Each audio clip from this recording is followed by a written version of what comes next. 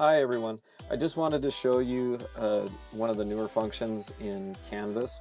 Now, if you're using the categories for your grading, I use a percentage weight for each category that I use, and you can use as many as you want in Skyward, the same as in Canvas. You just have to make sure that they're exactly the same. Um, if you want to change, of course, and start weighting your categories, obviously you do it here. So let's go over and see in Canvas, because like I said, these do have to match exactly. You don't have to have them weighted in Canvas. It will still transfer the grades well, but your Canvas and Skyward grade, the final grade won't match exactly. So let's go over to Canvas and see where we set those. You would think you go into grades. However, you actually do it under the assignments. Once you're in your assignments panel here, you can see I've already set mine to be weighted.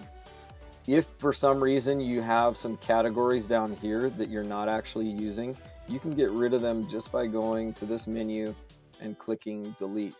Just make sure you don't, well, I guess you can put them on again, but don't delete things that already have it in there. To set your weights, you click on this three-dot menu here, go down to assignment groups weight, click on that, and then you'll see I already have mine weighted.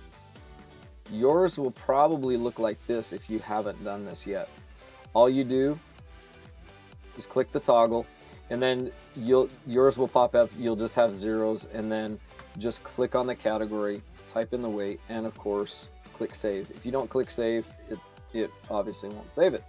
Then once you come over here, you should see a percentage weight on each one. So what does that look like in the grade book? Click on grades, scroll all the way to the right, and you can see now your grades are weighted. These little exclamation marks, you want to click on those and check it out. All it says is score does not include test quizzes because it has no points possible. I just need to enter my tests and quizzes. That's all it is. So I'm not worried about that. Obviously, I know that it's not entered in yet. Anyway, I hope this helps, and please feel free to email me with questions. Thanks a lot. Bye.